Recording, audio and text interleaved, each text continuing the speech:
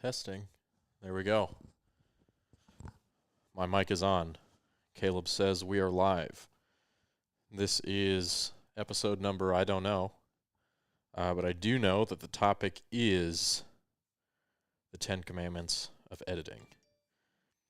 And we're just starting the live stream now, letting everybody kind of hop on, get situated, and then we'll start the podcast. So if you're watching this after the fact, you could skip forward a couple minutes, get right to the meat, or you can watch us hang out in our foyer. Right now, I am posting on Instagram, so if you've ever wondered what it looks like for Ryer to sit in the foyer of the Copeland Creative headquarters and post on Instagram, this is it. Got my... The link to the stream is on the top of the notes. There it is. I've got my freshly brewed mug of Black Rifle coffee. You can see it's still steaming. Well, maybe you can't see it from all the way back there. But we'll dig into that in a second. I'm going to copy that link. I need to go to here. Need to see my bookmarks.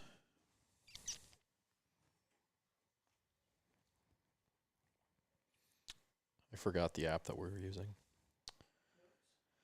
No, for the Redneck tech stuff. That new fancy link in bio. There it is, beacons.ai. Oh, there we go. I was just reading a article on the post-production workflow of The Voice.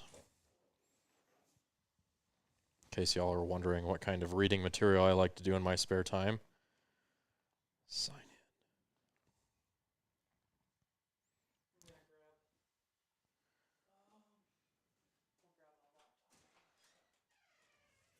This is 116.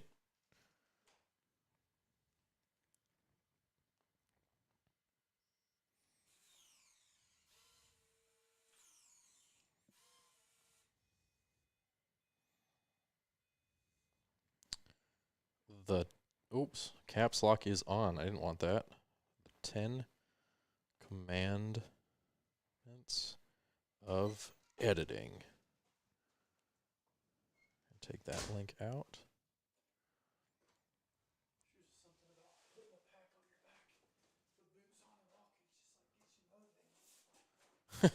What, do you feel like going down to the bottom and coming back up again?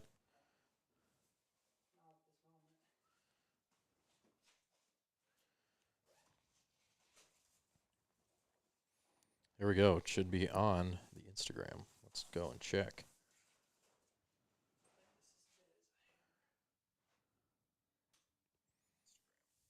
Look at that. I'm live in the chat. The link works. Deer Slayer in the seat. That is me as of recently. As of, what was it, 3 days ago, 4 days ago, I joined the Deer Assassin Association. That's not a thing. I just made it up. But it'd be cool if it was. What's up, Tony? What's up, Devin? A red-bearded killing machine. Now, that's a name I could get used to. I would allow that as a nickname for me. Let's go on the Instagram Live, or not the Instagram Live. We tried that 3 times, and that sucked. Instagram's dropped the ball. Again. They do that consistently. You guys are going to see me do an Instagram story. You guys get to watch me do all kinds of mundane things today. Here it is. Don't laugh at me. And if you do, don't tell me about it. Got to fix the beard a little bit. It's looking a little bit crazy. There we go.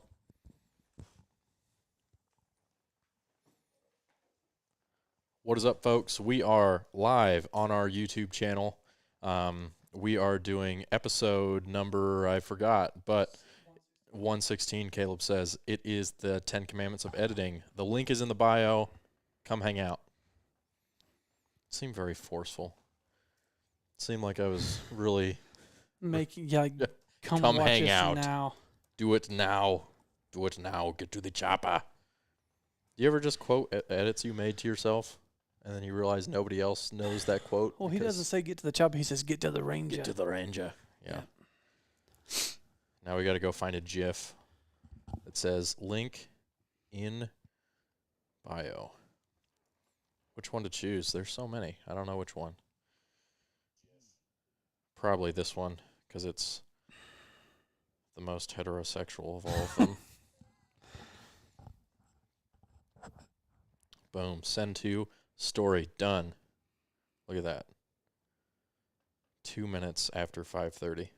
But we were already live. And you guys knew that.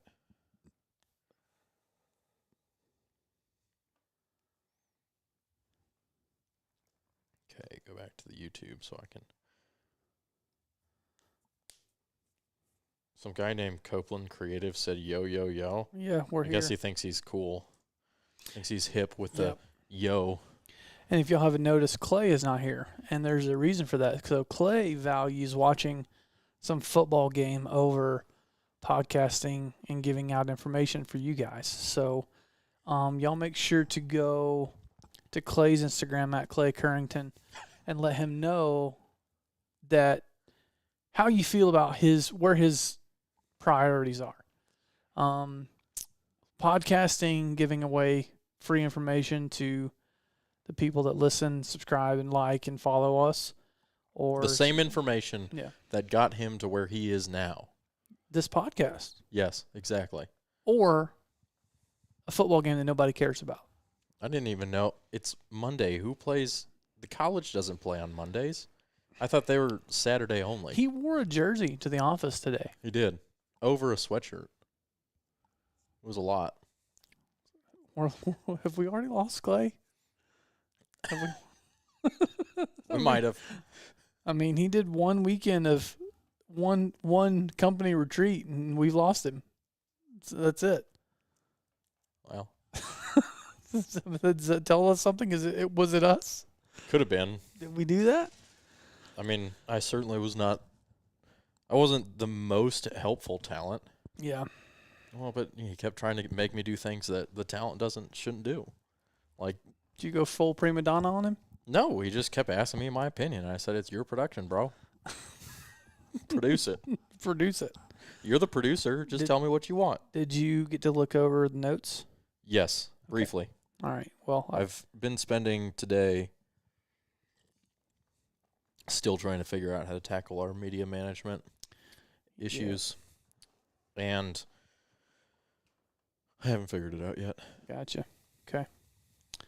Well, that's a podcast for another day. Let's actually put that in our notes for another podcast topic, media management, because that's currently what we're working on. But we're so if for those of you that don't know, and this is a little bonus for those that are bonus content watching the live before the podcast, we have a couple of different places that we share notes and ideas and things like that. Now we're trying to consolidate that. We don't have the best options for that yet. Right now we use just the notes app on your iPhone. If you're not using an iPhone, then you're wrong. You really need one because it just makes life easier.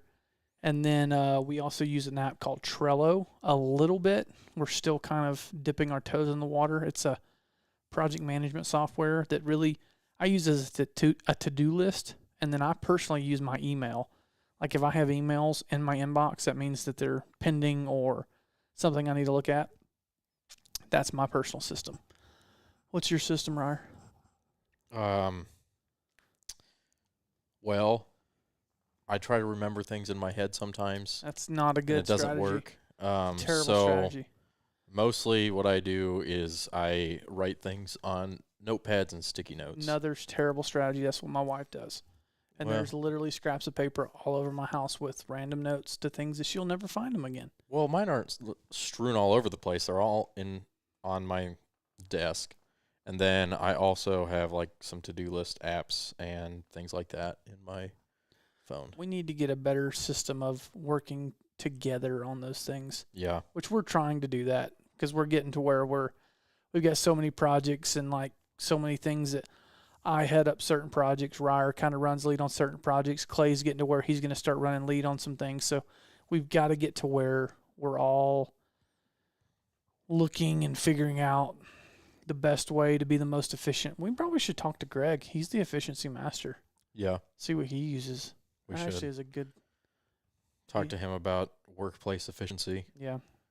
And then if anybody knows somebody who works on large scale, like reality TV shows, I need to know what they're using to log their footage.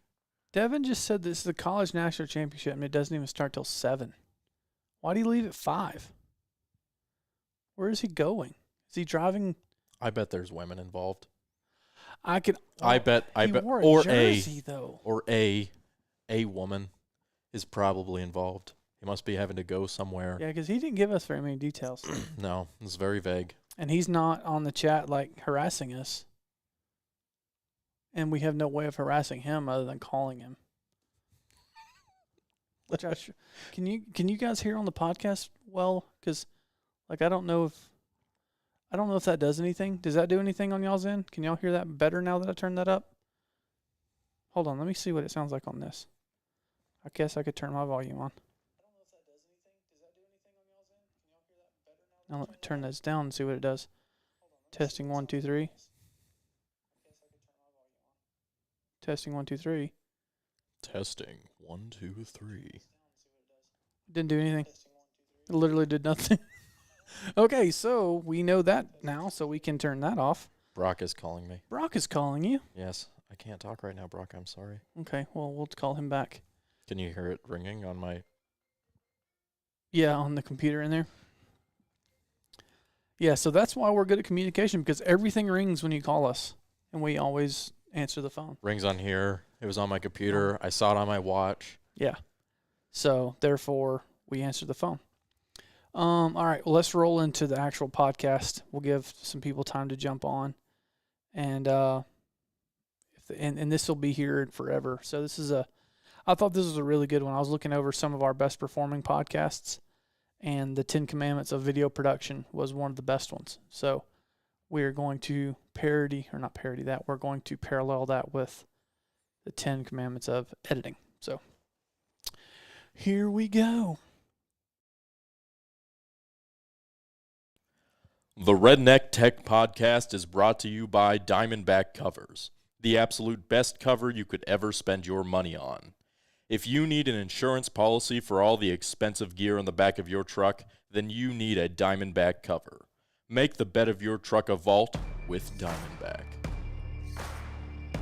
Right here. Yeah. You want it?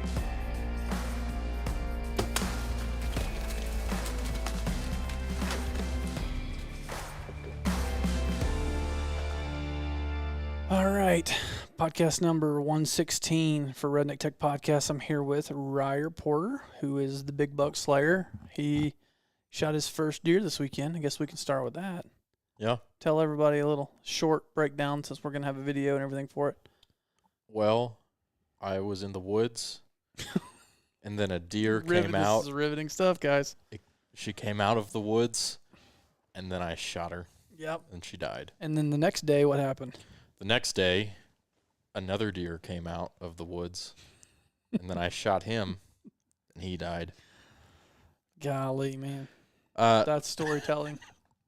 Hey, I can't give away all the details. I'm telling you, I've had about the equivalent of that to video handed to me to tell a good story before, though. Yeah. About the equivalent of that. Do you want me to really spice it up? No, I don't think we have time to really spice it up, but I mean, you can go into a little more detail than that. So, for those of you who do not know, let's just start at the beginning. Well, the very beginning. I was born. Born in Victorville, California, in 1995. Victorville, I didn't know that. Mm-hmm. So you were born in California, though. But I lived there for a year, then we moved to Colorado. That's where you're born, man. Okay, I'm not a Californian though, and you know this. We've been over this time and time again. Okay, don't go that far back. Like, talk about the weekend. Like, we went down there as a group. I took my little boy with us. Clay put us in a gar hole, and we didn't see anything. And then y'all shot all the deer. So that's kind of the whole story. And Clay's not here because he's watching a football game that doesn't start for 2 hours. or an hour and a half. Shameful. Shameful. He picked a football game over you guys. So take that for what it's worth. His Instagram handle to harass him is @Click-Harrington. So, quick backstory. I'm 25. I work in the hunting industry, and up until last weekend, 3 days ago, I had not killed an animal. But earlier this year, I kind of had made it a goal of mine that I wanted to. But once we kind of got rolling with all of our stuff, it kind of looked like that was not going to happen. Yeah. Just because of time restraints and things like that. But Clay suggested that all of us go down to his family's property just a little bit, what were we, south of? It's kind of southwest, more east. Southeast-ish? Yeah, it's East Georgia. It's like Yeah. Madison, Georgia, if you know where that's at. Yeah, so his family has a property down in Madison, Georgia. There's deer on it, and he said, why don't we all go down there? He told me, he's like, I'll take you out, and then Caleb can take Sims, his boy, out, and hopefully everybody can shoot a deer. And so we all went down there, got kitted up the first night, and Clay and I went and sat a box blind. I don't know if we should give away that we were filming it, but Well, I think we've pretty much established that. so we were filming it, and I was in the middle of basically some interviews where I was talking about basically hunting for 5 years and having as many days in the field as I have had, but all of them being behind the camera. And Clay goes, "There's a deer." And I'm not joking. There's literally a deer. And so I turned around, grabbed my gun, and it was a doe, and she had just came out of the wood line and was walking straight towards us. And I, in my head, was going to wait for her to be broadside, because in my head, I'm kind of like in archery mode, and you just always wait for the deer to be broadside. You don't usually take frontal shots like that. And I heard Clay go, he said something like, put the crosshairs in the center of her chest, and when she stops, pull the trigger. Yeah. And so I got the scope on her, put the crosshairs in the center of her chest. Clay stopped her, and then I pulled the trigger and shot her right in the chest. And she did a flip, buried her face in the ground, ran away, smoked a tree, absolutely wrecked the tree. Yeah, they have no regard for their direction when they're bleeding from the heart. She freaking smoked a tree. Yeah. You can hear it in the video. Smoked it. And then she ran off into the woods 50 yards and died. And then it was a pretty easy recovery. There was not a lot of blood to trail because of the fact that there was not an exit hole. Wasn't an exit, and you shot her at a downward angle in the chest, so there's no way for the blood kind of didn't want to go out. Right. She was like laying over forward. It wouldn't have been hard to follow any blood. We found a couple blood spots, but she didn't go far, and that was pretty exciting. So shot her with my rifle, which was cool. Yep, your 270 that you've had since you were 16. I think so. Right. Yeah, I'm pretty sure I was about 15 or 16. Yep, so that's the first year I've got the cartridge. I saved the cartridge, and I got that on my desk. And then we're going to save this story for the buck. We'll just save that for video. Because y'all videoed all that too, didn't you? Or just pictures? No. Oh, yeah, just pictures. The video will be about the doe.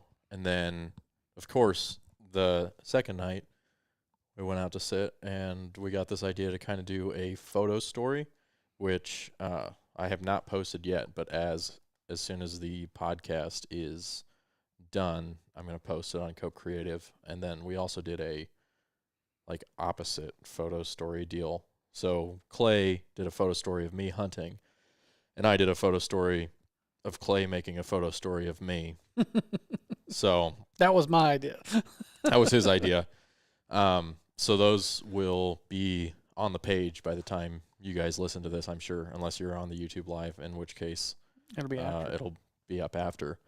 But yeah, there is video. I told him to video if I was going to shoot an animal, I wanted it on video just for, if nothing else, just to make sure my shot was good and to see where the shot was at in case we needed to So he review did footage. video the shot? Yeah. Oh, okay. I've got video of the kill shot of the buck, but we don't have like.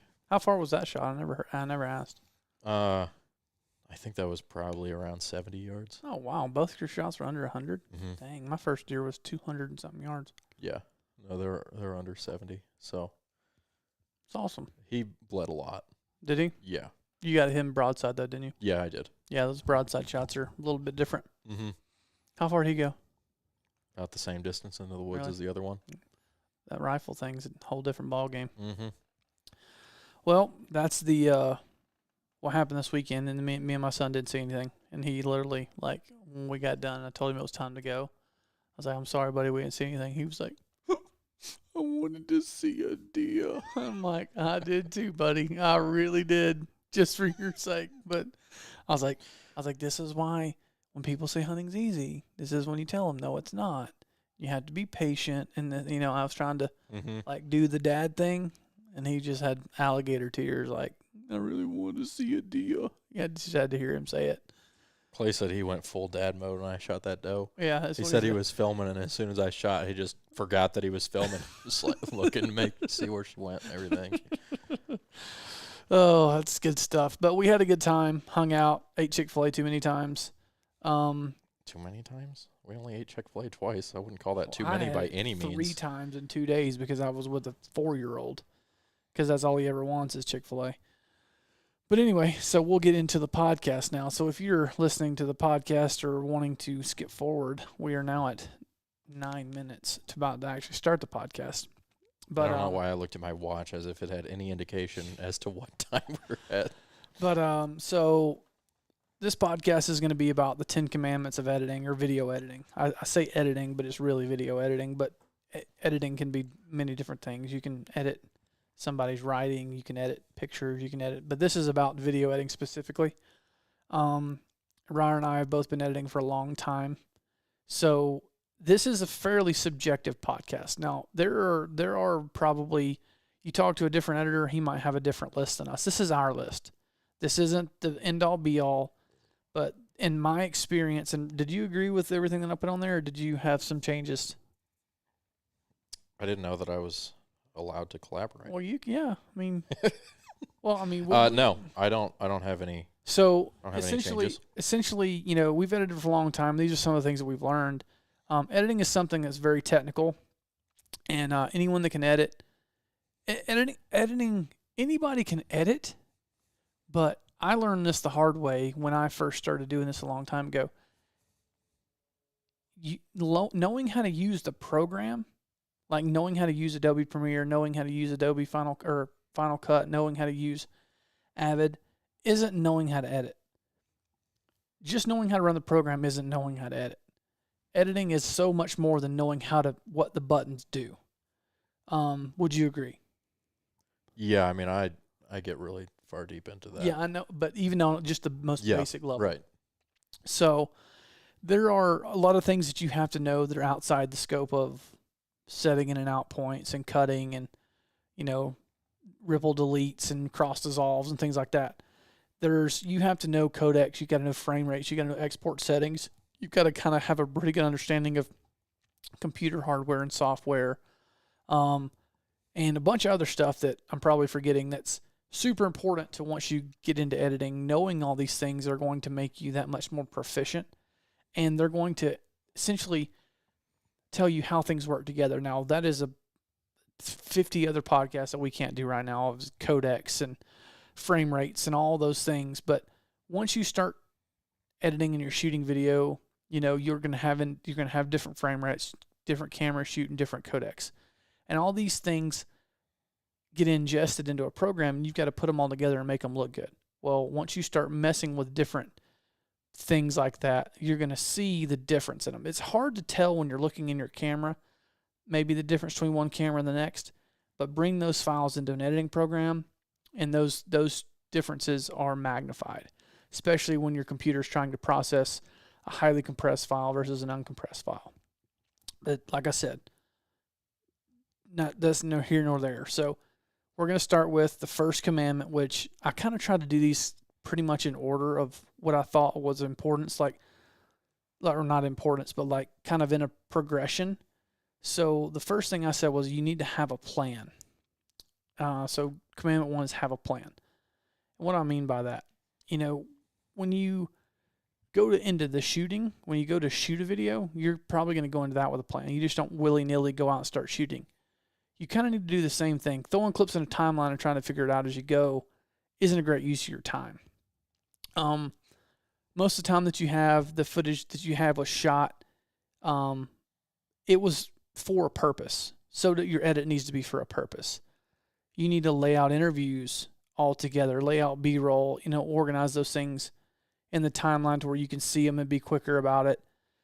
Editing in blocks. Don't get too far ahead of yourself. Develop, and when you start doing this, you're going to develop your own editing style. Like Ryer's style is very different than my style.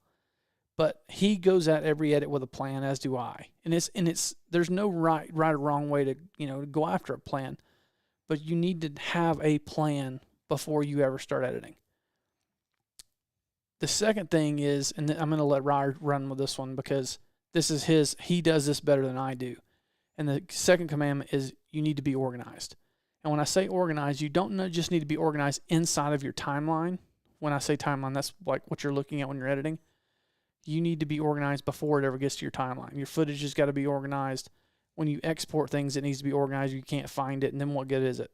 So how important is all the stuff when you bring it in or put it on your desktop or put it on your hard drive? Like, how important is being organized, like color coding and laying things out and having different sequences for different things? Like how much time does that save you? Like, what's your level of importance with being organized? I place a really high importance on organization and folder structures and making sure that everywhere has a place and that those places are consistent throughout every project. Especially like as we have grown and as I have grown and I've gone from doing smaller projects to larger projects, the importance of those things matters a whole lot more. So like if you go and you shoot 15 clips and you throw them on your desktop and import them into Premiere and then edit it for social media and export it, like your organization didn't matter a whole ton there. Yeah. Because you only had 15 clips. It was in, out, done, whatever. But you start working on projects that have multiple cameras spread over multiple days of shooting, or like a TV show where you've got basically months of footage that you're working with. You have to have it in a place where you know where everything is, where you're not losing things, where you're able to pull it into Premiere and you're not breaking links essentially, which is kind of a technical thing that Premiere does. But it's important to have all your footage organized before you get it into Premiere. And then once you get it into Premiere, you have to organize it in a way that helps you find the things that you need when you're editing. Yeah. Because if you shot 700 hours of video, but you can't find anything that you need, it's useless. Yeah, well, and like you said, if you don't organize on the front end and you edit something, you finish the project and say, hey, they come back and say, hey, can you edit me a tease from that? And that was 3 months ago. And you open that project back up and you weren't organized and nothing's linked, now where is it? It's useless without the linked footage. So being organized on the front end, and then once you finish a project, organizing your project files, organizing your exports, organizing, where your cache files go, which we've been working on lately. It's like all these things have to be in their place, and you have to know where they go, what they do, and what purpose they serve, or you're pissing in the wind. You won't know where anything goes. It's kind of like when you go hunting, you're probably not just going to throw all your stuff in a backpack, put it on, and go to the woods for a week, right? Like you could throw all your stuff in a backpack and go for a hike. Yeah. But if you're going to be gone for a week and you need all of these things and you need to be able to access them and you need to be able to not lose them and you need to be able to use them effectively or efficiently, you're going to put them in your pack in a certain way. And you're going to do that probably the same every single time. And you're going to develop your own system to how that makes sense for you. and everybody's pack is going to look a little bit different, even if they've got all the same things. And it's the same thing with editing, is you have to take the time before you go on your quote-unquote trip, the trip being your project. We're still following the analogy. But you have to take the time to set up an organizational structure so that all of your things are accessible to you. You don't lose anything, and you can work efficiently. And you just have to take the time to do that. It takes a little bit of time. It takes a little bit of figuring out what works for you. And honestly, it takes time to do it. There's a lot of times where would I rather just dump all my stuff on a hard drive and then edit? Yeah, but I have to tell myself, hey, even though this is a small project that you're going to be done with in an hour, still put it into an organized structure so that if for some reason you needed to access all of this later or find it again, it's not just spread out. Yeah. So just taking the time to do all of that is super important. Yeah, and it's getting more and more important for us. We have to pull footage and pull things for deliverables and sponsors all the time. And if we don't, and it's even hard with us because we have mountains and mountains of footage. It's really hard to go back and find one specific clip unless, either you were on the trip or exactly where it is, or, if you knew it was on day 5 and you shot it, well, I can go back now, I can narrow it down to one folder. Mm-hmm. I can say, I know it was on my FS7. I know it was on the 5th day because we killed on the 5th day. I can go back and find it. But those are all things you have to set up on the front end. The third commandment is setting up a template. And what do I mean by that? So I have a template project file that almost everything is built off of. So essentially, in order to build a template, though, you have to know some things. First thing you need to know is what is the end living place for this piece of content. Is it YouTube? Is it Vimeo? Is it television? Is it your computer so you can show your buddies? Where is this thing going to live? Then the second thing is, what did you shoot this in? Did you shoot it in 30 frames a second, 24 frames a second, or you have multiple frame rates between different cameras? And if you do, you need to get all those things at least in multipliers of one another. If you're shooting in 24, and your high speed is in 120, or 24 and 240, whatever, those things need to work together. Otherwise, once you get into editing, things can get a little wonky and you can get drop frames. But like I said, another thing for another day. Try and shoot things in the right frame rate. So we generally shoot things in 24 if they're not for television. If they're for television, they're in 29.97 or 30 frames a second. So when we go into our timelines, they're set up for those things. We also set them up as Apple ProRes 422. And the reason we do that is that's a huge uncompressed file when we're finished. So we can export out that huge Apple ProRes 422 and it'll be a gigantic file. We're not going to upload that file, but that is the highest resolution that we can make. And now we can take that huge file and we can put it in Media Encoder and make any other export we want out of that big file. So you can always down res. You can never up res, if that makes sense. So if I take a huge file, I can make a bunch of smaller files. But if I only export a smaller file, I can't make a bigger file. Does that make sense? Mm-hmm. Okay, making sure I was making sense with that. So once you have that template set up, I can file save as that template, and that can be my starting point for each one of my editing projects. And then I organize. I put those things where they need to go.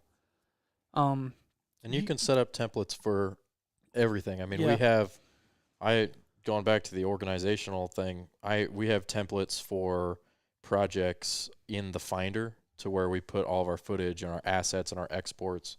And then we've got templates for bin structures inside of Premiere to organize the footage once we get it into Premiere. Maybe we need to explain what a bin is. So inside Premiere, in your project panel, you can set up folders which are called bins. And you can literally name the bins like B-roll or interviews or whatever. So he has a template structure for those bins so he can copy and paste.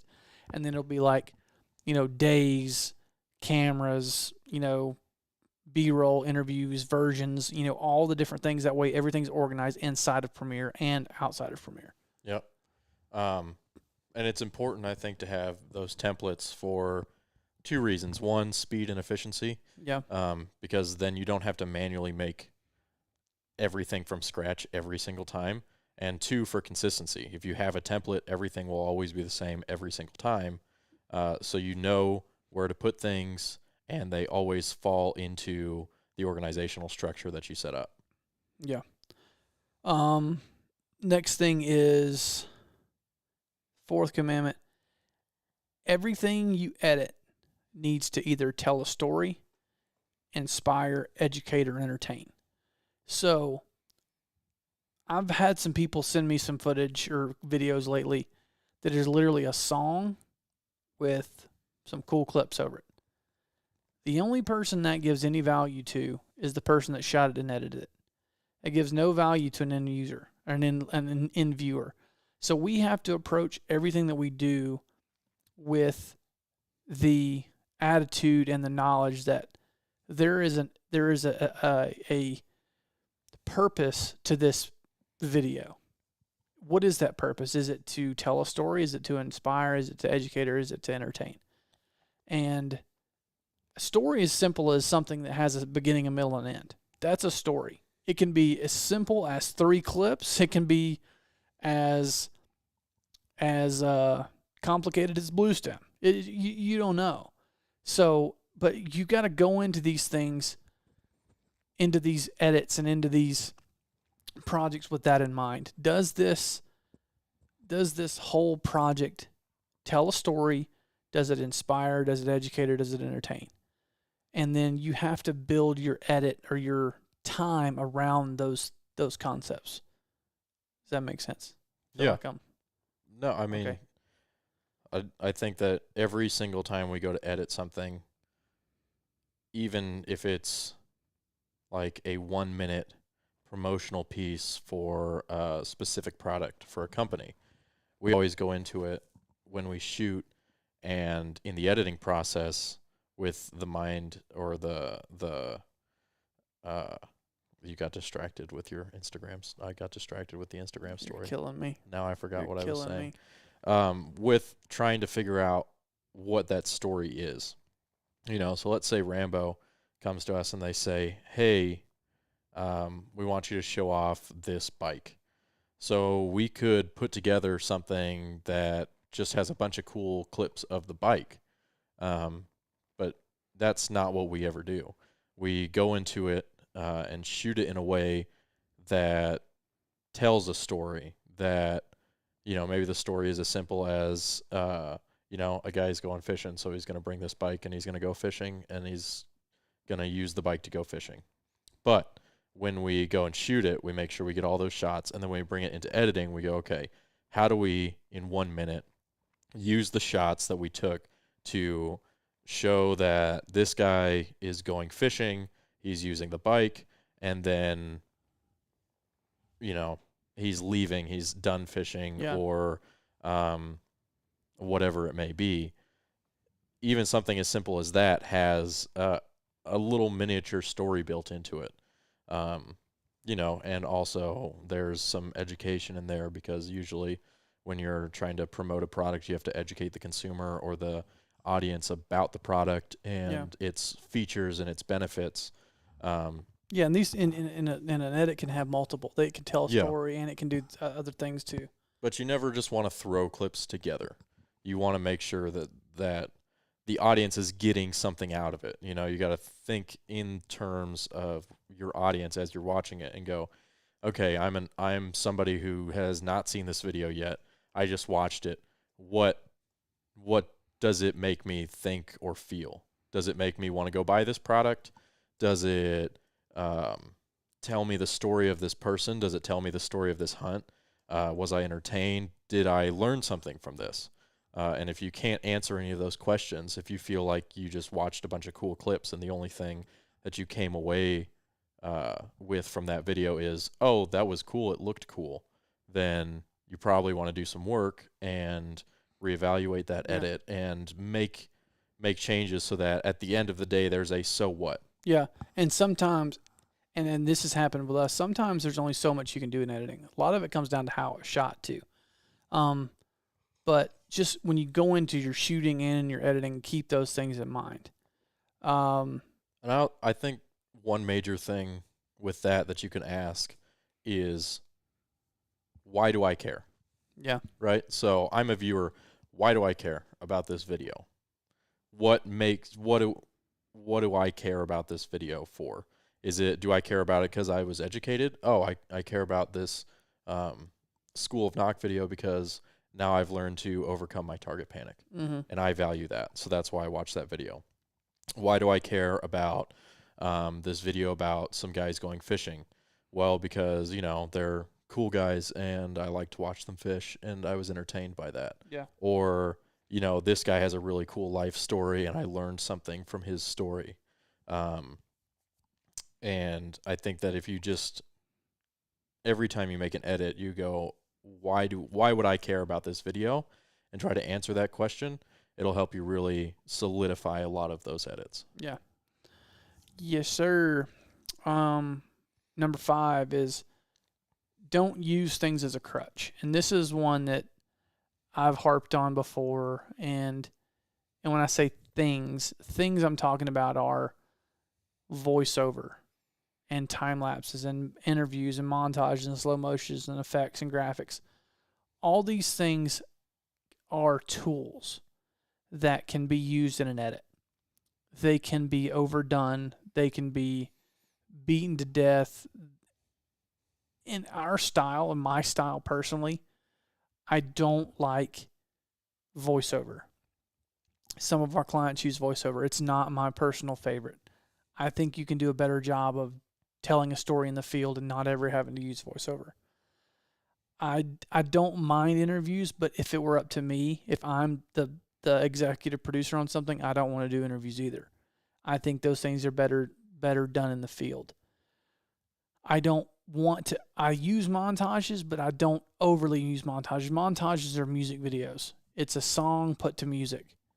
These things are pretty and they're very easy to do in editing, but people take these things to the extreme. And you watch a video, and I'm not throwing stones at anybody, but to give an example of like the overuse to me to where it's like almost like, all right, come on guys, of graphics is like if you watch, and this is just my personal opinion, some people love this show, is like Jury's 13, where they have the graphics and the voiceover and Mother Nature, and that's just over the top. That's not my style whatsoever. To me, that is they don't value production, so they get some kills, but they don't have great production value.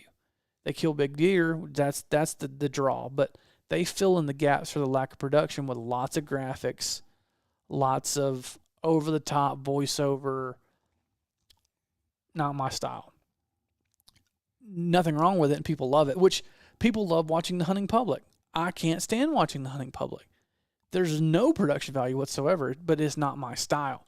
They also don't really do interviews, which I do like, but there's no music, there's no production, there's no really a whole lot of thought put into it. It's just a follow along, which is great. My brother loves it. But if you want to produce something at a high value, you can't use things as a way to, you can use montages to pass time. You can use montages to get energy. You can use montages to speed up a show pace, but not to spend 4.5 minutes on a montage, because I've seen that before. Montages, if I ever do one, they're never longer than 20, 30 seconds, because then you've got to go on to something else. There's an ebb and a flow to an edit. There's peaks and valleys. It should be a roller coaster. You should bring people up, slow them down, speed them up, slow them down, speed them up, slow them down, all the time. And it takes a really good job in the field and shooting it, but then it takes a lot of time in figuring out how am I going to speed this story up or slow this story down. And I think that's something that, and as you progress as an editor, we've talked about this thing, the story arc and show pace. Like that kind of goes into like what sets apart a good editor from an okay editor. A guy that uses tons of voiceover, tons of graphics to tell, to essentially church up his edit versus, and I know some editors, I know one right now, I'm not going to say his name, that he has to deal with some crap footage all the time. and he just is like beating his head against the wall. He's like, how do I make this better?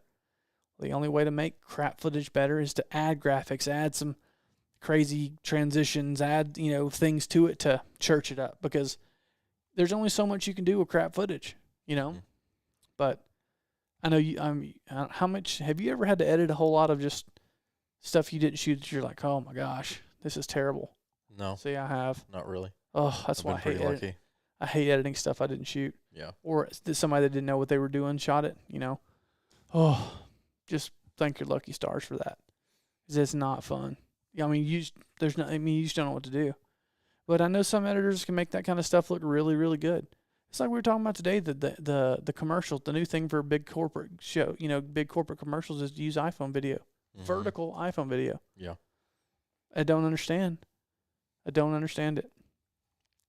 So don't use those things as a crutch. I think the one thing I would add to this go for it. is, again, a lot of the same thing. I'm just going to keep saying. Clay just coming hello from the outside. Kick him out. If he didn't want to be here originally, he doesn't I wish I could kick him out. Can I kick him out of the chat? That you can, yeah. I can block him. Block him. You've been great. Cut off. That would be, I might do it. If he starts saying some bullcrap, I might have to block him. So, again, I'm going to say pretty much the same thing I've said 4 times.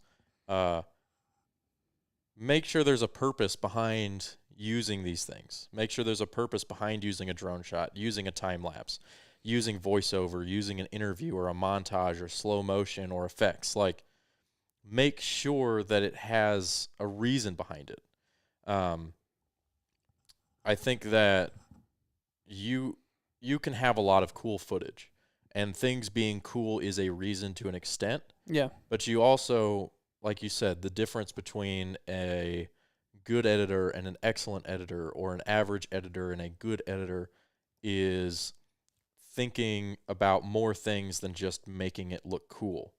And that takes asking yourself, what's the purpose of this?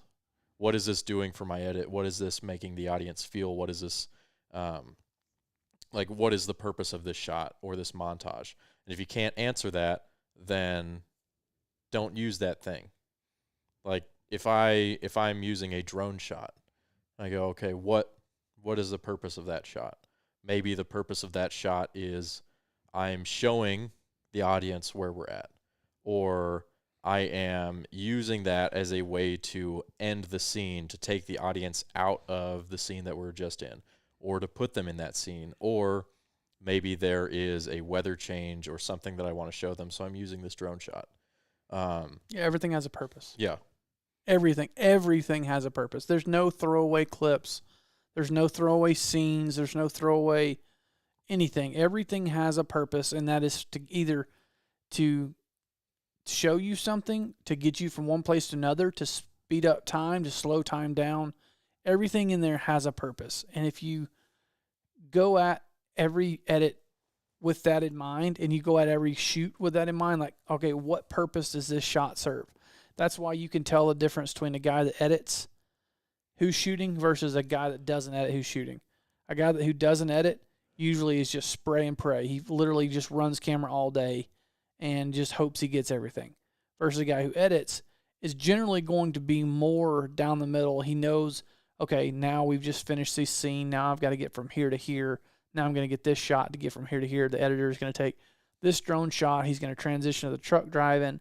That's going to get us to the hunt. Now we're going to be on the hunt and get some shots walking. There's the deer, shoot it, done, over with. Versus guy that doesn't edit, he's just going to follow you around with the camera all the time, praying to God he gets enough for the editor. Mm-hmm. That's why it's so important to learn at least the basics of editing and how a show goes together, because it's going to make life so much easier. And I think if you were to ask us, like if you sat down with me or you sat down with Caleb and went through an edit of ours and we're like, what, you could probably ask us on every single clip, yeah, why'd you put that clip there? Yeah. And we'd have an answer for you. Subconsciously, yeah. I have I'm gonna have to think about it for a second.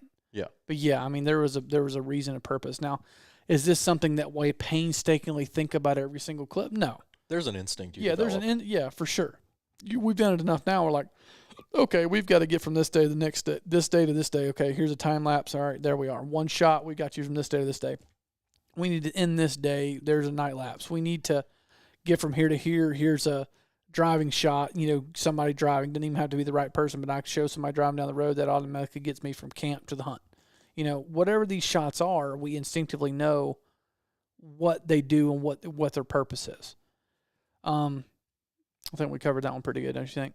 Mm-hmm. Okay. Is that your way of telling me to shut up? No, I'm trying to get through them because we're already 37 minutes in and we're only on number 6. So, because these last couple this one for sure is one that I want to talk about, is hard cuts. The 6th commandment is hard cuts. What do I mean by hard cuts? So, the newfangled thing is every You're about to make me go on my soapbox. I'm about to make everybody mad too. So, what do I mean by hard cuts? Go watch any movie that's in the movie theater. Go watch any series like a Yellowstone or Netflix series or big documentary, anything with money put behind the production. If you watch those, are there fancy transitions? Are there fancy graphics in between cuts? Are there big, crazy move and swooshes and cross dissolves and all? No. Very rarely, like 99.999% of those things are hard cuts. Why is that? Because they know how to tell a story. You do not need all that fancy crap, all those slide-in transitions and all that if you're doing a good job in the field. Cut that crap out. Now, with that being said, there is a time and a place for those things. Perfect example.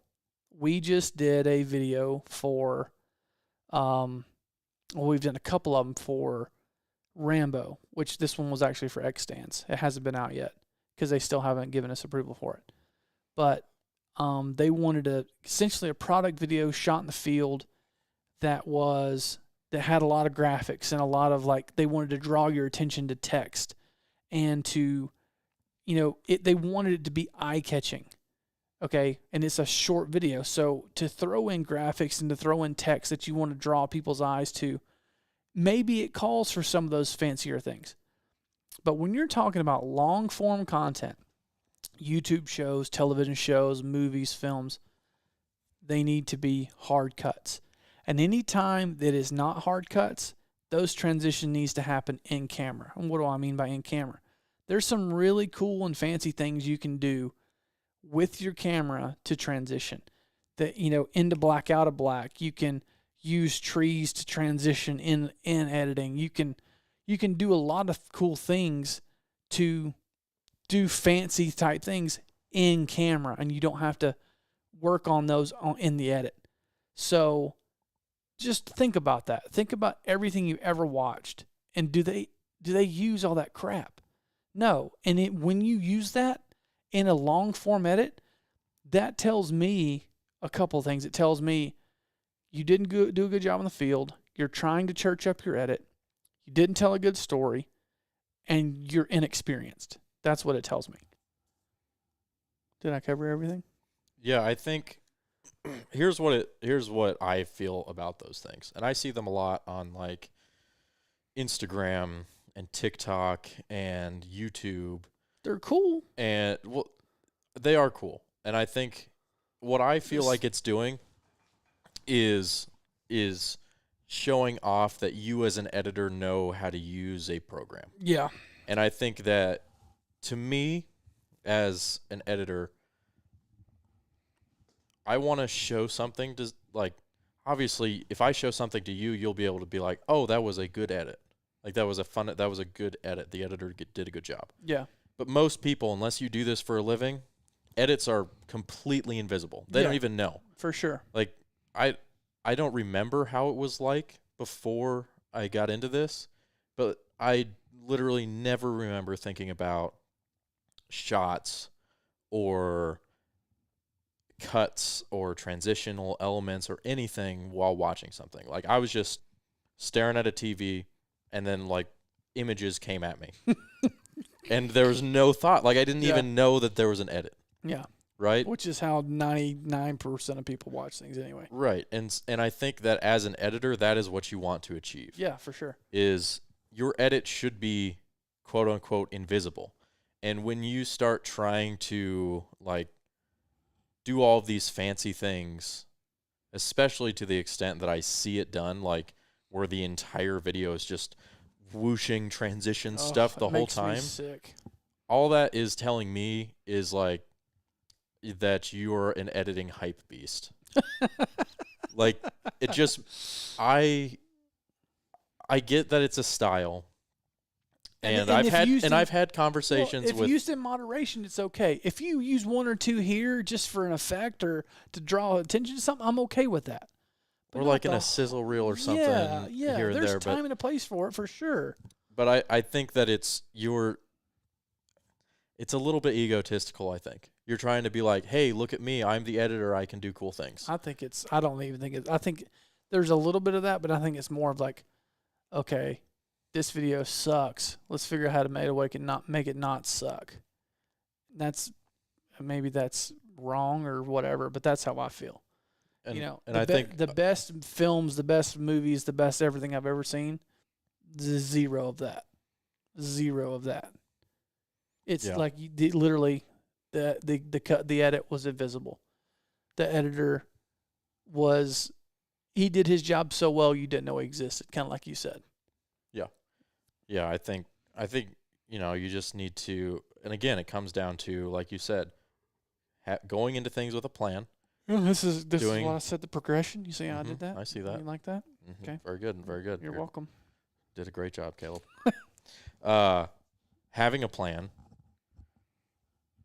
in the field, which we have a 10 commandments of in the field, but doing a good job on location in the field, getting the elements that you need, and then doing a good job in the edit to pay attention to the story, to really be a caretaker of that story, and a quote-unquote caretaker of your audience, and understanding what information you need to give them and what they're looking at, when they're looking at it, and trying to make an edit that doesn't need a bunch of transitions to get you from shot to shot, because if not, it would look choppy. Yeah. I mean, there's if you have like, again, it goes back to doing a good job in the field and the use of montage. But if you've got like a bunch of clips and they have no relationship to each other, and you just need to like put them in a video, then you have to do a montage, or you have to do a bunch of crazy effects, because if you were to just hard cut from one to the other, your audience's eyes would hurt. Or you've got a voiceover, or you've got to have interviews. Right. All these other things that, are tools, not crutches, that we, kind of going back. Well, and that kind of goes to our next commandment, which is the 7th commandment, which is editing the music. And when I say edit to music, editing the music is something that I learned a long time ago when I was first getting started about, and it does several things for you. It kind of goes back to what I was talking about with show pace and energy of an edit, energy of a video. When we talked about style the other day, and Ryer kind of pinpointed my style about how I like to edit to things that are music driven, and I do, and I've noticed that even more since he said it, is you get a song. I like to edit to hip hoppy, big beat type things, even though I don't really listen to a whole lot of hip hop. I like editing to it just because there's big beats, and you cut on those beats, and you make things happen in the video to those beats. You use that music to drive your video and to suck your viewer in. And the music choice is what can speed up, slow down, suck in, push away, ask questions, whatever those things are. That song and editing to that song is so important. Just throwing a song down there and laying clips over the top of it because it sounds good isn't the right use of your music. There's ways to use music to really use it to your advantage in the edit. And Ryer's the music guy. He listens to way more than I do. I'm pretty, I don't know say bland, but I'm pretty like down the middle with my music. I don't really listen to, I listen to some country, some rock, some maybe some like more like harder metal type stuff. But outside of that, I don't really listen to I don't listen to rap. I don't listen to hip hop. I don't really listen to much else. But how important is not only editing the music but music choice in an edit? And that's my least favorite thing is finding music for stuff. Hate it. Hate looking for music. God, I hate it. I think that when you nail the music, you know it. Oh, for sure. And I think that there's a lot of things. When I think of nailing the music, when I think the music has been nailed more than it's ever been nailed before? What? All right, I'm going to start narrowing it down, see if you can pick out the scene. Blue Stem. No, don't even tell. I already know what it is now. It's Austin's introduction scene. Yes, 100%. You've never nailed a music choice more than that one. Yeah.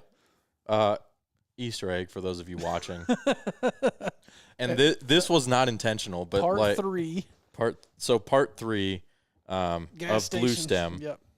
There is we're basically introducing all of the guys and all of their trucks, right? So we have this big opening scene where everybody gets together, then they break out, and then I go to Ethan's truck first, then I go to Michael's truck, and then I'm introducing Austin. And he was a character who we didn't even know anything about before we showed up. And then they're like, he's the scout. He's the guy who finds the birds. Mm-hmm. And dude vapes like a madman, drinks 45 Red Bulls a day. I mean, he's my kind of guy. Listens to freaking just rap, hip-hop, metal, long-haired dude. And we pick up his scene at a gas station.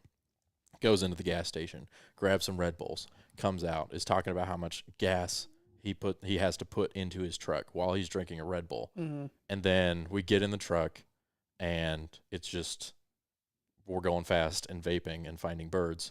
And I'm looking for music that will subconsciously like tell the viewer the personality of this guy. But you also asked the guys like what music they liked. I didn't have to ask Austin because he played it in his waiters every day. Yeah, this is true. So I'm going, okay, I need some big hip-hop beats. I need something that's dirty, that sounds like some freaking straight trap music. We paid extra for that song, too. Yeah, and so we're going, and I'm looking through music, because I need this song to be perfect. And I'm obsessive. No, Caleb could tell you. A little bit. And I find this song, and you can listen to it on Spotify. Yeah. The song is called Gas Money. Yeah. And it has a $sign as an S. Yeah. And I listened to it, and I was like, this is the song. Oh, the stars aligned. Rob Kinney was listening to it on the way to a hunt and Instagrammed you about it. Yeah. Like the stars aligned. It is a song you could just listen to. Oh, I do. Oh, yeah. It's a good song. I'm probably going to listen to it on the way home. Am I going to go faster than the speed limit? 100%. Probably. Ride with me. Yeah, it's a good song. It just perfectly fit the scene. And what's crazy about that is, like, I didn't go looking for a song with, like, Gas Money in there. Yeah. It's just, like, it's weird sometimes with edits, and you'll get this, and anybody who's like, sometimes. I had one happen today. Yeah, really? What? I'll show you in a minute. Okay. It's hard to explain. Like, it's kind of weird. It's a little like you guys are going to think that we're some hippies. Yeah. But sometimes the edit and the universe just are like, here's what you need. I actually had 2 clips lay in perfect today. Was either one of them mine? I don't know who shot them. Dang it. Well, it's in a cut. It's in a cut, and then one that I literally threw in the timeline, and it laid exactly in the song spot that would like lay it out. It's weird. Yeah, it is weird. I have no explanation, but sometimes the universe is just like, here you go. Here's the thing that you need for your edit. Okay, here's devil's advocate. Do you think it's the universe, or we've just done this so freaking many times? It's just you got to get a win every so often. Or do you think it's the editing gods? I'm weird, and I think there's like. Because you get that you'll be grinding away at something, and then out of nowhere, it just works. Yeah. It just works. And Yeah. you don't, like, you can't, it doesn't feel like I did anything to make that work. Yeah. It just worked. And I didn't do anything. So I feel like it's some sort of like universal editing power that when the story is what it needs to be and the universe feels that, yeah, just like locks it in, and it's like, go. there it is. Here you go. And then, you just have one of those moments that is something that I can't say on the air, but in the editing room. Yeah. Oh, yeah. It's happened a couple times. I can't put my finger on, just the best ones that have ever happened, but it's happened to me before. It's like I really need a shot. Oh, there it is. That's what I was looking for. That's perfect. Or when you just nail the scene. Yeah. You're just like, Well, it's like freaking nailed that. Like to me, like I pulled Joe in there today. I'm editing the reel for Hunt Masters, and my first cut, I always hate it. And I showed them, and I didn't even want to show them because I was not happy with it. And I'm like a quarter of the way even roughed. Like I've not even roughed it. And I showed them, like, kind of trying to give them my idea of like what I'm going for. And this explains perfectly the difference between clay and Ryer. Played it through. I was like, oh, I know what you're going for. And Ryer stood there, stared. I think looked up at the ceiling, stared, and Clay's like, play it again. And Ryer's like, I can't watch it again. I'm trying to think. My ADHD is going to kick in. Just wait. Let me get this thought out. It's true. Perfectly explained both of them. Clay's like, yep, got it. Yep, blah, blah, blah, blah, blah. And Ryer's like, just give me a minute. My brain just got to, like, turn. It's got to get turning. But it was like, my first version of that little quarter that I've got roughed in, hated it. And I bet I've watched it 50 times today. And I'd smooth it, and I'd smooth it, and I'd smooth it, and I'd smooth it, and I'd move some things around. I'd move one clip. Now I don't hate it. I hated it this morning. Now I'm like, okay, I can work with this. But I don't think I've ever edited something first pass. I'm like, that's it. Yeah, no. Do you know how? Well, so there was a section in that piece, when the song first kicks off, there's like a little rhythmical section. I'm not going to sing it because I'll sound like an idiot. But just go watch it and you'll see it. And I'm timing up sounds from the gas pump and him doing things. I think I sat there, and the people from the class will know exactly what happened because we did this in the class.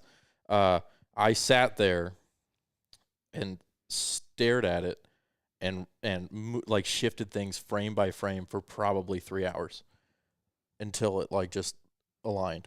Yeah. But I kept watching. I was like, this sucks. I hate it. It won't work. It won't work. It's not working. Why won't it work? This is terrible. I'm terrible.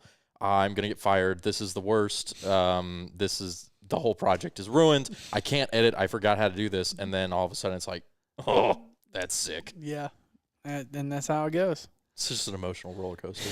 Yeah, editing is. Your edit should be, and the process should be. So, number 8, 8th commandment is trim the fat. And we've talked about this before. And the reason I say this, and a lot of these commandments are coming from not what we do, which we do all these things, but we do these things as second nature now. This is kind of a 101 level, is what I'm trying to make these 10 commandments. And I probably should have said that at the beginning because I get. He says, looking at me. Well, no, I was looking straight ahead, but I get a lot of videos sent to me, and Ryer does too, for people want us to watch them. And I love that. I love being able to give feedback, and I always try and give honest feedback.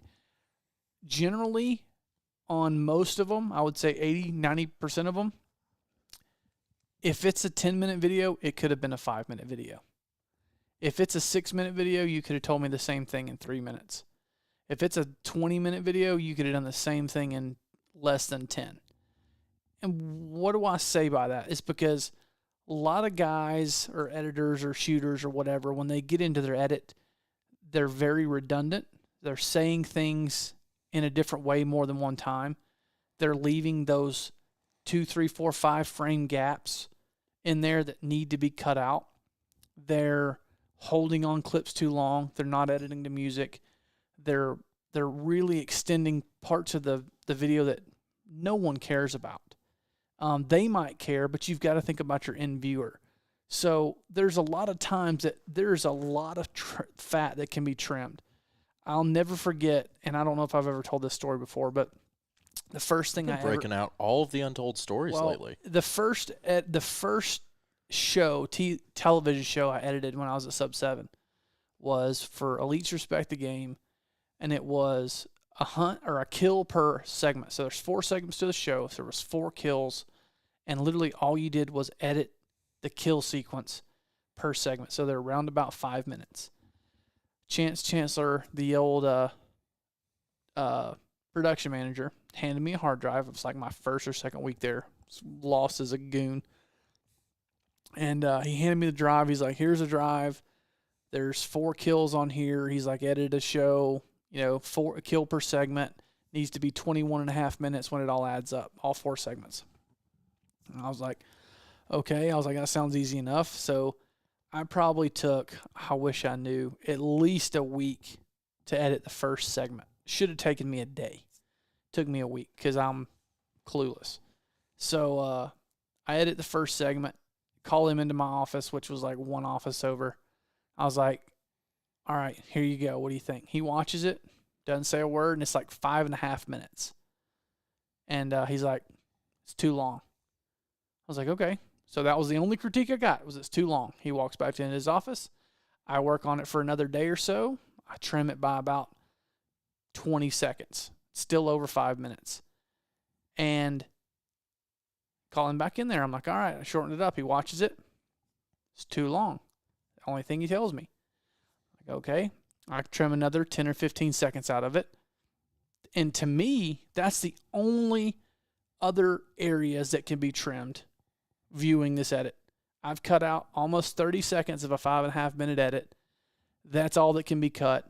It's 5 minutes. It's perfect. This is me being an inexperienced, young, stupid editor.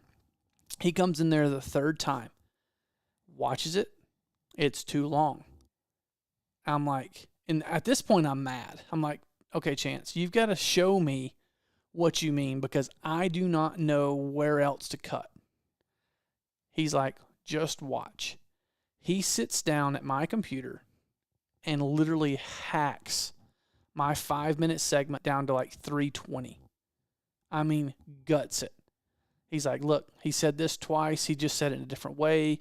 This clip's too long. We don't need that clip. We don't care. We don't care. We don't care. All right, that clip's too long. Cut this clip here. There's 3 frames at the beginning of his sentence here, 3 frames at the end. Cut, cut, cut. And in 10 minutes, he took my 5 minute segment, cut it down to less than 3.5, and it was better. And literally that day, a light bulb went off in my head. It was like, now I get it. Now I understand what trimming the fat is. And all Chance did was show me the fundamentals of editing, of cutting your clips right at the end and the beginning of when someone's talking. We don't need those extra 3 or 4 frames unless it's for effect. There are exceptions to that rule. We've talked about that.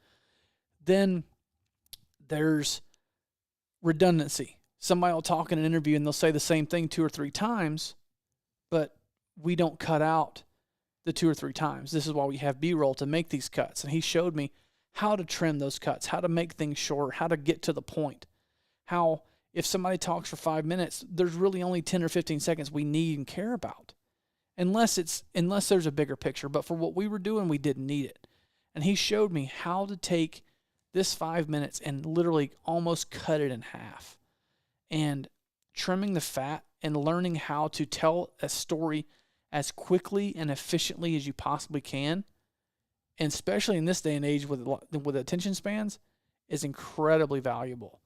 And it's something that I still like kind of harp on today, is when you send me something, trim the fat. Like get rid of all the little, and when you talk about 3 and 4 frames at the end of each time somebody talks and you extrapolate that over a 15-minute video, it could be a minute or 2, So you've got to think about those things. Is that something, did you ever, like, when you started editing, did you know about that? Those little fundamental pieces about trimming that like that, or or is that something you learned along the way? I don't know. I mean, I think it was probably just something I learned along the way. Um, some of it was based on necessity. Yeah. So trying to keep videos under a certain time, Yeah. or only having like so much B-roll, and so you're trying to like get the talking to where it fits underneath the B-roll. I'm sure I probably sent edits to you and you're like, too long. I wish I still had all those emails and stuff. I wish I still had that first show that I did, and watch how terrible it is. I think all my first edits are still on YouTube. Yeah. I don't know if the very, very, very first one is, because I used a Brantley Gilbert song, and you can't do that. So I think I know where it's at, but you're not supposed to. I know where it's at. Will I go find it? Never. Nope. Not going to do it. So, 9th commandment is end your songs. And what do I mean by that? I get sent a lot of videos, going back to that, where they put a song in there, and when they're done with the song and they're moving on to the next thing, they just cross dissolve and end that song. It's just in the middle of a beat, and then it just fades out. Okay, what does that tell me? It's going back to the same thing with the transitions and hard cuts. That tells me you're inexperienced, or you're lazy, and you don't know how to edit and trim your songs. So I did it in one of the videos that's on the YouTube channel. If you haven't watched it, I don't remember which one. You might have to dig through there. But on how to shorten a song, lengthen a song. I mean, knowing how to do that makes your life so much easier, and it makes your edits so much better and so much more professional. Is going to the end of the song where a song naturally ends and moving that up in your edit to where you need the song to end. Not all songs work out perfectly. Sometimes you have to really do some work to get them to the length you want. But generally, every 30 seconds to a minute, we're changing songs most of the time. Like, we might play them a minute and a half sometimes. But you look at our timeline, they're almost built in blocks around songs. And that's by design. The songs aren't perfectly length, and we don't edit to the perfect length of the song. We have to make the song to the length that we need it. So in editing, learn how to end your song. You can't just fade out and use a cross dissolve. You need to learn how to end and trim your songs. There's been a lot of times the song wasn't long enough, and I have to find certain beats, count beats, and then duplicate those beats and make songs longer. I had to do that before too. I think it gives you a lot of freedom in the edits too, because you are able to use the song to support the footage, and you're not a slave to the song in any way. Like, if there's a section when you're like, I don't really like that section, take it out. Yeah. If you don't have enough footage, or like, okay, well, the scene's done now. I don't need any more of this scene. Any more of this scene is too much. Or I've pulled up songs where I don't like the beginning, but I like halfway through. Or I like the end of a song and the second section of a song, but I don't like the beginning of the third section. Yeah. Cut them out and then marry them together. You got to be a little creative sometimes, but if they have good beats, it's really easy to do. Yeah. So, and last but not least, learn your keyboard shortcuts. And Ryer and I get to go back and forth on this one all the time. This is one of our favorite things. Is there'll be a shortcut come up that he knows that I don't know, or that I know that he doesn't know, that he's like, hey, what did you just do? Or I'll go in his office and I'll be like, wait a minute, what did you just hit? Because I'll see him do something in an edit that makes him do something faster than the way that I'm used to doing it, where I'm used to grabbing something and dragging or clicking 3 or 4 times. There's a button that does the same thing on your keyboard. And I know a bunch of them. He knows as many as I do, if not more. And it's one of those things to where if you learn your keyboard shortcuts, you will double you will be able to edit twice as fast. It makes life so much easier. Take the time to learn the shortcuts. It takes some time to learn them, but they're pretty intuitive for the most part. It's how they're laid out on the keyboard or what they're short for, or, that I know I'll never forget Daniel Thomas from Realtree told me one time he went to a Red seminar at the Red, like Red Cinema, Red cameras. Mm-hmm. He said there was a girl doing the editing, like showing them how to edit. He said she never touched the mouse.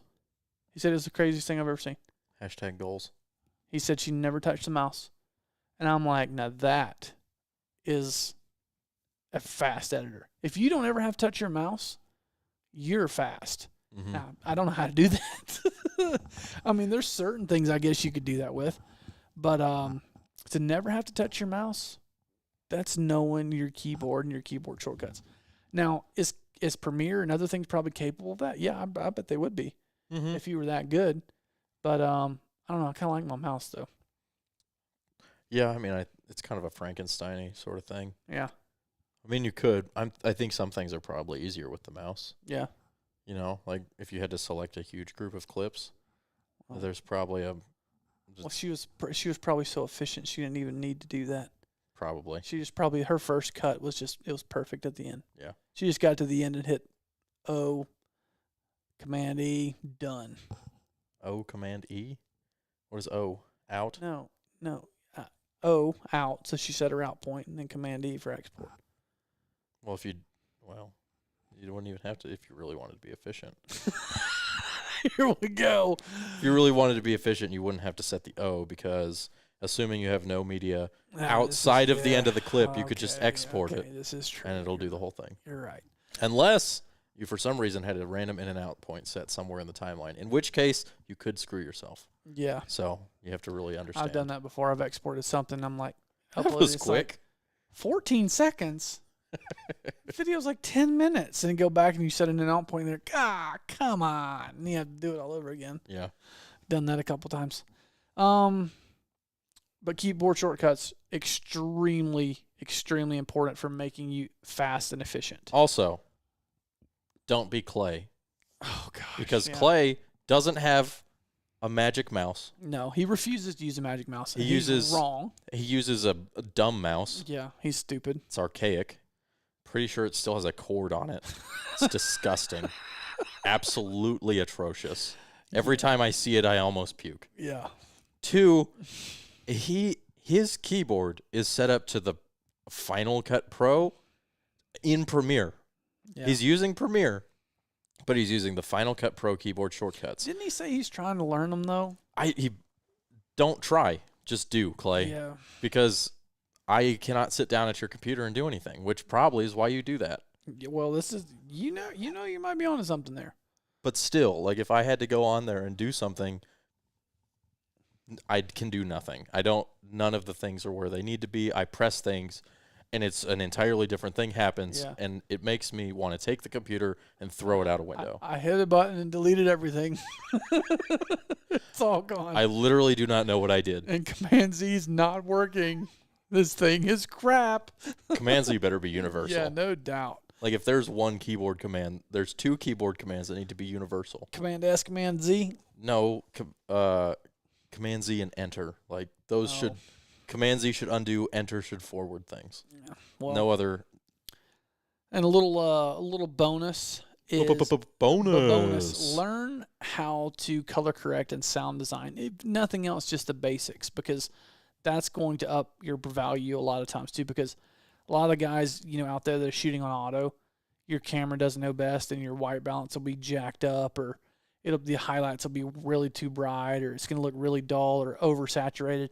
If you learn how to just do the basics of color correction and sound design, like adding wind noises, adding elk bugles, adding turkey gobbles, things that are going to really intensify your edit, those things are going to make you so much better.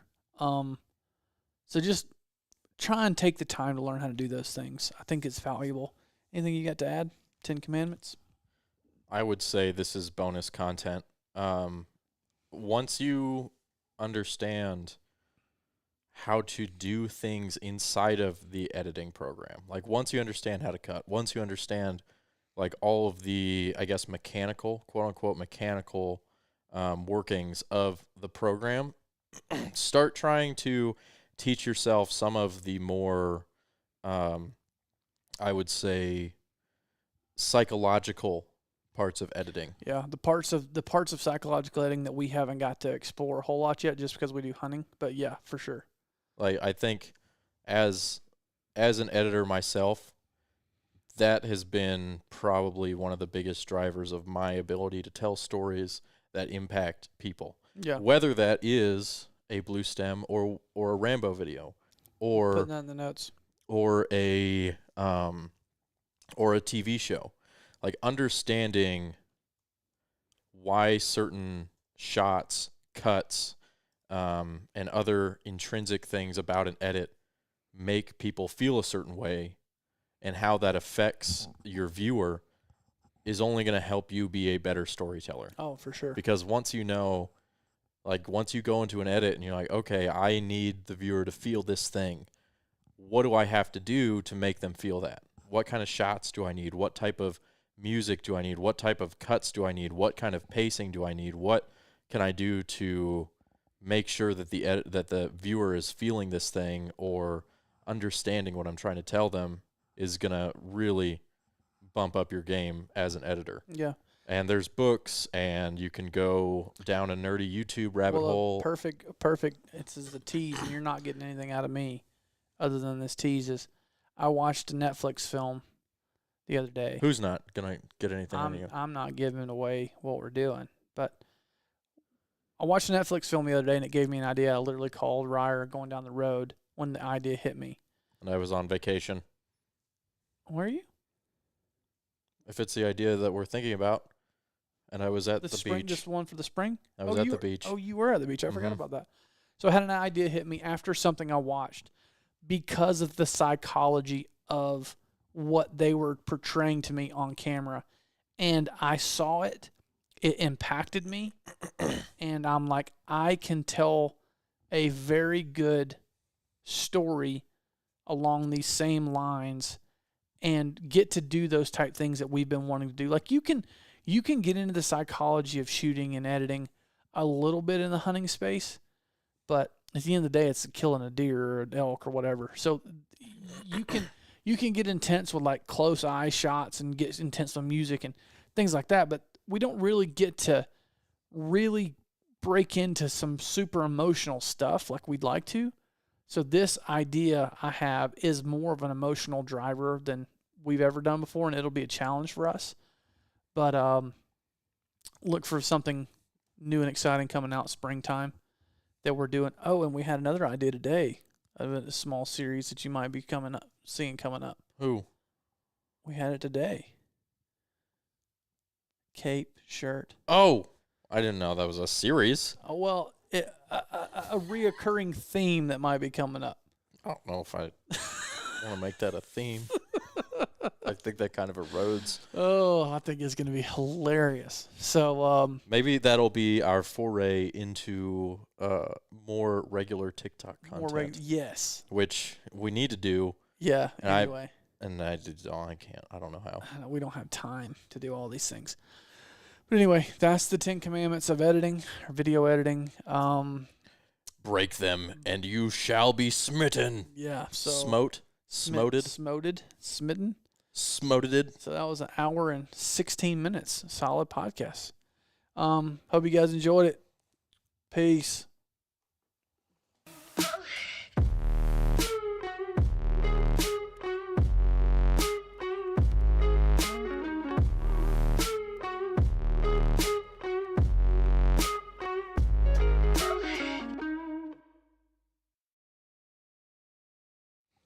All right, we're going to hang out for just a few minutes if anybody's got any questions. I'm still got 7 people watching. You got to pee? That cup of coffee just... Got him? Yeah. Hey, Can you bring me or just hand me that little gray thing before you go pee so I'm going to upload this podcast while I'm sitting here if anybody asking questions? Jared just said, just hire a 16-year-old girl to run your TikTok. He's not wrong. I don't think the content would really Yeah, this is true. Jared, come on now. You know we're smarter than that. A little smarter than that. See, guys, this is how quickly our podcasts go up. So I'm literally going to upload this thing, 2 minutes? 2 minutes after we get done. I'm going to upload it while I'm talking to you on the podcast. Is that not incredible? Like, there's no editing with this Rodecaster. It is the best thing ever. I'm going to sign out of playing the game. I'm going to sign in to Redneck Tech. Redneck Tech. I'm not telling you my password, and you can't see it. And we're going to upload straight off the card. We're not doing nothing. Straight off the card. Rodecaster, Rode, podcast, that one. So this is going to be 116, 10 commandments of editing. And I'm going to copy and paste. Oh, it's in the YouTube thing. Oh, I'm going to have to copy and paste somewhere else. Go with some college freshmen. Yeah, that's probably a better call. Does anybody have any questions from the podcast or just in general? Just because we're not going to hang out long since we've already been on here for like 2 hours. I am currently uploading this, so I will come back and look at for questions in just a second.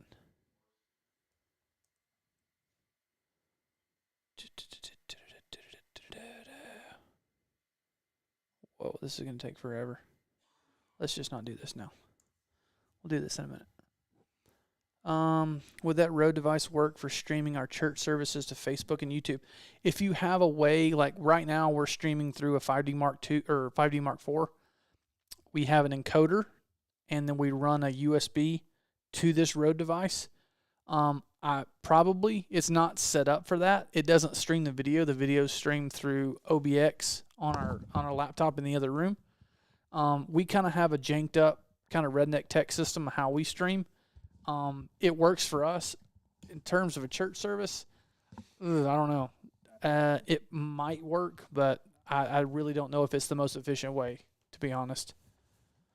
When you say you use a format for Premiere, can you show us that? Do you mean the template? Because I can share the template. I can upload my template right now. Because I think it's on my desktop. Clay texted and said, I feel attacked. And I just replied, good, I was attacking you. Because I was. There's no reason for that, folks.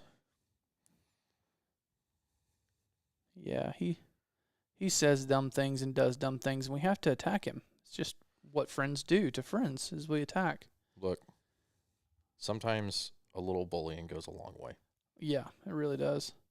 So template, I'm going to share. Come on, notes. Update. Oh, well, I'm uploading. Well, come on. Everything's going slow. Yeah, my note, I just pasted something because while we're sitting here, I'm going to do some social stuff for the Copeland Creative account, and I needed some text. And I put it on a note, and it's not updating for no reason, no good reason. Anyone in this group know what just happened? What in the world just happened? My computer's freaking out. Trying to do two things at once here. I'm just going to take myself off the Wi-Fi. Use share LTE. Change. Network. Anyone? There it is. Got it. Copy link. Done. Yes, the template. There. I just shared the template on the thing. So that's the basic template.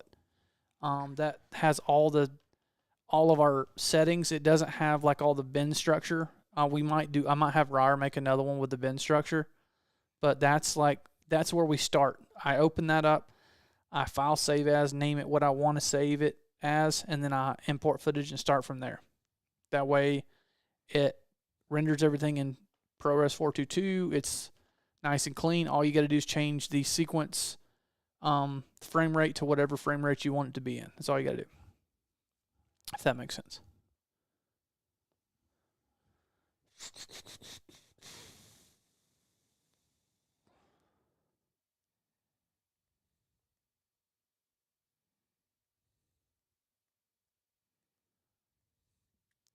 Boom, look at that.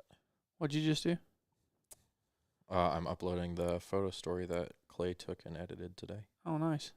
Look how professional that looks. So professional. I want to see it. What's it on, Redneck Tech or Cope? Right now it's in the process. Oh, well, so I can't see it. That's what you're saying? A photo story by... Oh.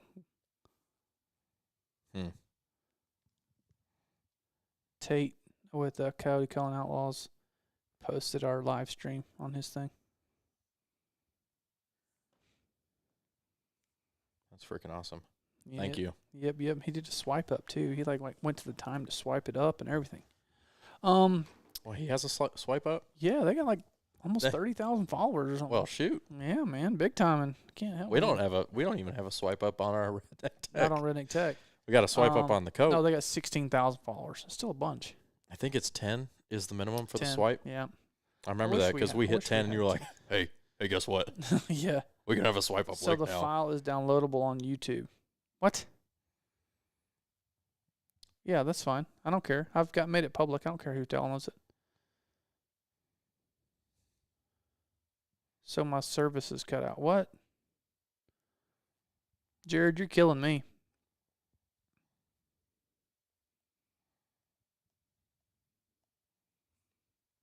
Killing me, Smalls. So is it up now? No, still not up. I'll just text you. Anybody else got anything? We're about to sign off of here. I need to go home at 7 o'clock. Sure, my wife would appreciate that. No? Yes, no? Ryan, you got anything else? I am posting. Oh, sorry. I know your ADHD is a hell of a drug. Yeah, it is. All right. Add location.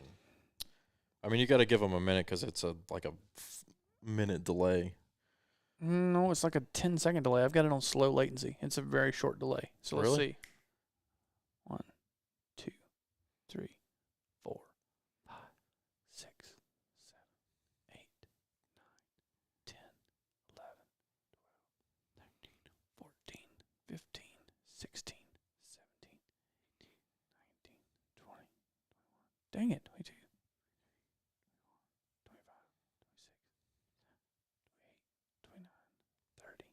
30-second delay. That's what I said. I thought it was shorter than that. Dang it. No. Dang, we've been streaming for almost an hour and a half. I'm really glad they don't charge by the minute. Oh, gosh almighty. Text my wife, tell her I'm on my way home.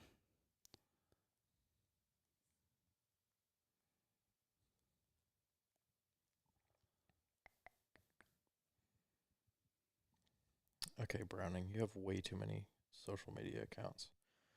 Therefore, you don't get a tag. If I search Browning and it comes up with 45 accounts, how am I supposed to know the right one to do? No tag for you. No tag for you. No soup for you. Old Seinfeld reference, in case anybody knows about that. All right, I'm going to have to get you to end the stream because I've got to steal something off the stream. What do you have to steal something? What do you have to steal? I have to copy and paste the description into the thing because it's uploaded. So I'll have to get you to go end it whenever you get ready to end it. Oh, it might let me do it here. Boom, look at that. The photo story is up. Oh, I'm so stupid. It's right here. Never mind. I don't need you to end it. I can just copy it straight out of this. So now, before I get to go home, I got to do some more photo edits.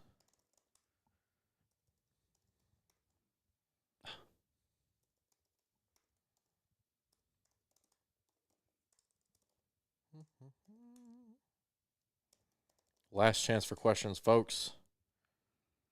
It's last call. I'm going to start playing closing time. And look at that. Our podcast is now live on everything else. Wow. That's how efficient we are. We'll post that tomorrow. We'll need to pull the 1 minute thing out of there, but Oh, yeah. I guess I could do that now. Might as well. I'm sitting here. do we have a graphic Oh, for I don't have the podcast? No. Yeah, we'll do it tomorrow. Well, you could go onto the server. I'm not doing that right now. All right. Thanks for your knowledge. You're welcome, Jared. Anytime. Roadcaster. All right. We out. See y'all later. Peace.